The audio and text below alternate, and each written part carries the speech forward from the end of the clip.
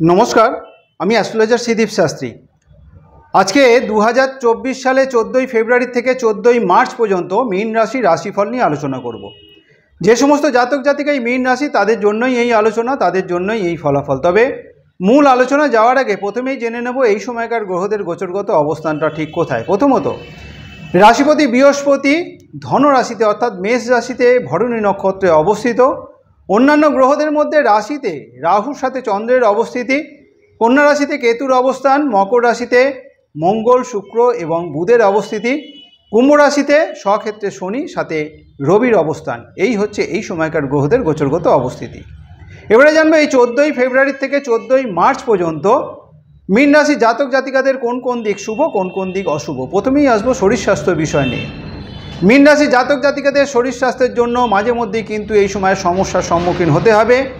রাশিপতি ধনরাশিতে অবস্থিত হয়ে রাহু এবং দ্বাদশ রাশিপতি দ্বারা দৃষ্ট হয় এবং রাশিতে রাহুর অবস্থানের জন্য মাঝে মধ্যেই কিন্তু মাথার যন্ত্রণা, চোখের কারণে কিংবা দাঁতের কারণে কষ্টভোগের একটা প্রবণতা এই সময় থাকবে।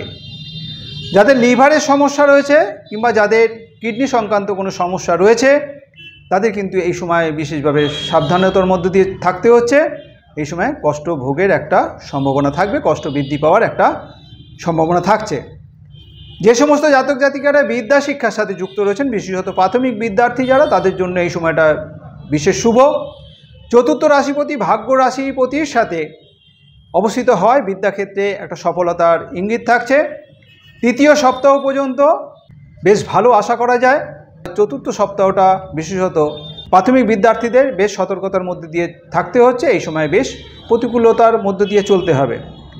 যারা উচ্চ বিদ্যা শিক্ষার সাথে যুক্ত রয়েছেন তাদের জন্য কিন্তু এই সময় শুভই বলা চলে। নবম রাশিপতি একাদশ রাশিতে অবস্থিত হওয়ায় উচ্চ বিদ্যা ক্ষেত্রে সফলতার বার্তা থাকছে। এই সময়ের মধ্যে যদি কোনো রকম প্রতিযোগিতামূলক পরীক্ষা থেকে থাকে তাহলে তাতেও কিন্তু সফলতা অর্জন হবে। অর্থনৈতিক ক্ষেত্র মীন রাশি জাতক জাতিকাদের এটাও কিন্তু বিশেষ শুভ বার্তাই থাকছে। রাশিপতি ধনরাশিপতি আয় রাশিতে অবস্থিত হওয়ায় উপার্জনের ক্ষেত্রে এই সময় একটা ধারাবাহিকতা বজায় থাকবে। তাছাড়া ধনরাশিপতির দৃষ্টি ধনরাশিতে থাকায় যথেষ্ট সঞ্চয়ের কিন্তু এই সময় প্রবণতা থাকছে। এই সময় অন্য কোনো সূত্র মারফতও বেশ কিছু অর্থপ্রাপ্তিও অসম্ভব নয়। সম্পত্তিগত বিষয়ে কিন্তু বেশ লাভবান হওয়ারও একটা সম্ভাবনা থাকছে। শরিকি কোনো ব্যাপার যদি থাকে সম্পত্তিগত ব্যাপারে, সেটাও কিন্তু এই সময়ের প্রাপ্তির একটা সম্ভাবনা থাকছে। সুতরাং মীন রাশি জাতক জাতিকাদের অর্থনৈতিক ক্ষেত্র শুভ এবং সম্পত্তিগত বিষয়ে কিন্তু এই সময়টা বেশ লাভবান হওয়ার একটা সম্ভাবনা থাকছে। চাকরিজীবীদের জন্য এই সময়টা বিশেষত শুভই বলা চলে। কর্মরাশিপতি ধনরাশিতে অবস্থিত হয়ে কর্মরাশিতে দৃষ্ট হওয়ায় এই সময় কর্মক্ষেত্রে পদোন্নতির সাথে সাথে আর্থিক উন্নতিও কিন্তু আশা করা যায়। নিজ পরিশ্রম, নিজ কর্মক্ষমতা বলে এই সময় কর্মক্ষেত্রে একটা প্রশংসিত হওয়ার সম্ভাবনা যেমন থাকছে, তেমনই কিন্তু কর্মক্ষেত্রে দায়িত্ব বৃদ্ধি পেতেও চলেছে। এই সময় যথেষ্ট সুযোগ সুবিধা বৃদ্ধি পাবে কর্মক্ষেত্রে।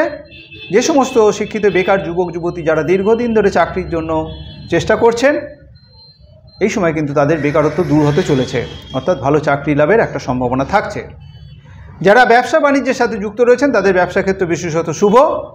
ব্যবসা রাশিপতি ধন রাশিপতির সাথে আয় রাশিতে অবস্থিত হয় ব্যবসার মাধ্যমে উন্নতি এবং যথেষ্ট উপার্জন আশা করা যায়। এই সময় ভালো ভালো বেশ কিছু যোগাযোগ এই সময় আসবে, যে যোগাযোগগুলো আগামী দিনে ব্যবসা ক্ষেত্রের জন্য বিশেষ শুভত্বের ইঙ্গিতই বয়ে আনতে চলেছে। তবে তৃতীয় সপ্তাহ পর্যন্ত এই যোগাযোগগুলো এবং ব্যবসা ক্ষেত্রে বিশেষ শুভত্বের বার্তাই থাকবে। কিন্তু চতুর্থ সপ্তাহ বিশেষত ব্যবসায়ীদের একটু সতর্কতার মধ্যে দিয়ে থাকতে হচ্ছে, কারণ চতুর্থ সপ্তাহটা বেশ কিছুটা প্রতিকূল পরিস্থিতির সম্মুখীন হওয়ার সম্ভাবনা থাকছে। এই সময় বেশ সতর্কতা, বেশ সাবধানতার মধ্যে দিয়ে থাকতে হবে, নতুবা কিন্তু ব্যবসা ক্ষেত্রে কোনো রকম ক্ষতি হওয়ার সম্ভাবনা থাকবে। যারা দাম্পত্য জীবনযাপনের সাথে যুক্ত রয়েছেন, দাম্পত্য জীবনযাপন বিশেষত তৃতীয় সপ্তাহ পর্যন্ত দাম্পত্য ক্ষেত্রে পারিবারিক সুখ শান্তি বজায় থাকবে। স্বামী স্ত্রীর মধ্যে মতের মিল থাকবে, একে অপরের মধ্যে বোঝাপড়া থাকবে। তবে চতুর্থ সপ্তাহে পারিবারিক সুখ শান্তি বিঘ্নিত ঘটার সম্ভাবনা থাকছে। এখানে দাম্পত্য কলহ দেখা দিতে পারে। পরিবারের অন্যান্য সদস্যদের কারণেও কিন্তু এই সময় মতভেদ মনোমালিন্য দেখা দেওয়ার সম্ভাবনা থাকছে।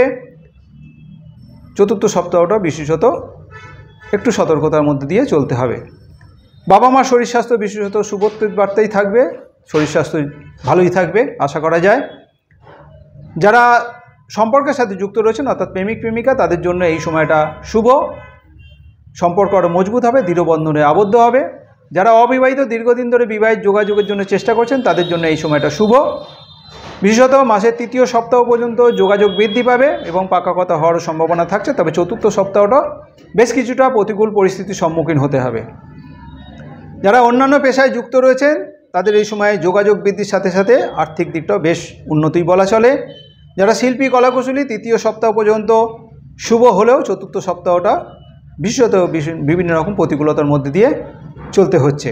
মীন রাশি জাতক জাতিকারা যারা পূর্ব ভাদ্রপদ নক্ষত্রে জন্মগ্রহণ করেছেন তাদের জন্য ফেব্রুয়ারি মাসের 16 তারিখ, 21 তারিখ, 25 তারিখ এবং মার্চ মাসের 4 তারিখ, 7 তারিখ, 14 তারিখ শুভ। যাদের জন্ম নক্ষত্র উত্তর ভাদ্রপদ তাদের জন্য ফেব্রুয়ারি মাসের 14 তারিখ, 17 তারিখ, 26 তারিখ এবং মার্চ মাসের 2 তারিখ, 8 তারিখ, 12 তারিখ শুভ। যাদের জন্ম নক্ষত্র রেবতী তাদের জন্য ফেব্রুয়ারি মাসের 15 তারিখ, 18 তারিখ, 27 তারিখ এবং মার্চ মাসের 1 তারিখ, 6 তারিখ, 9 তারিখ শুভ। শুভ দিক হিসেবে উত্তর পূর্ব দিক অর্থাৎ ঈশান কোণ আপনাদের জন্য শুভ। শুভ বার বৃহস্পতিবার এবং মঙ্গলবার। শুভ রং হলুদ রং এবং কমলা রং। যে কোনো শুভ কাজের জন্য এই বৃহস্পতিবার অথবা মঙ্গলবারটাকে যেমন ব্যবহার করতে পারেন, তেমনই শুভ পোশাক হিসেবে, শুভ রং হিসেবে হলুদ রঙের পোশাক কিংবা কমলা রঙের পোশাককে যদি শুভ কাজে ব্যবহার করা হয় তাহলে শুভ ফল লাভেরই সম্ভাবনা থাকবে। আমার এই যে আলোচনা, এই আলোচনাটা বিশেষত এই সময়কার গ্রহদের গোচরগত অবস্থানের পরিপ্রেক্ষিতেই এই আলোচনা। মীন রাশি জাতক জাতিকাদের ব্যক্তিগত জন্মরাশি চক্রে গ্রহদের অবস্থান যদি শুভ অবস্থায় থাকে এবং তার সাথে সাথে বর্তমান গ্রহদের দশা অন্তর্দশার ফলাফল যদি শুভত্বর দিকে ইঙ্গিত দেয় তাহলে শুভ ফলের পরিমাণ যেমন বেশি হবে, তেমনই মীন রাশি জাতক জাতিকাদের ব্যক্তিগত জন্মরাশি চক্রে গ্রহদের অবস্থান যদি অশুভ অবস্থায় থাকে এবং বর্তমান গ্রহদের দশা অন্তর্দশার ফলাফল যদি অশুভত্বর দিকে ইঙ্গিত দেয় তাহলে শুভ ফলের পরিমাণ কম হবে। সুতরাং বর্তমান গ্রহদের গোচরগত অবস্থানের পরিপ্রেক্ষিতে যে আলোচনা, যে রাশিফল, তার সাথে মীন রাশি জাতক জাতিকাদের ব্যক্তিগত জন্মরাশি চক্রের গ্রহদের অবস্থান এবং বর্তমান গ্রহদের দশা অন্তর্দশার ফলের মধ্যে একটা বৈষম্য, একটা তারতম্য হতেই পারে। আমার এই আলোচনা যদি আপনার কাছে গ্রহণযোগ্য মনে হয়, যদি ভালো লেগে থাকে, অবশ্যই লাইক এবং শেয়ার আশা করব। যারা এখনও পর্যন্ত আমার এই চ্যানেলটিকে সাবস্ক্রাইব করেননি, আমার পরবর্তী ভিডিও, পরবর্তী আলোচনাগুলোর লিঙ্ক পেতে অবশ্যই চ্যানেলটিকে সাবস্ক্রাইব করে নেবেন। আজ এই পর্যন্তই। ভালো থাকবেন, সুস্থ থাকবেন। ধন্যবাদ।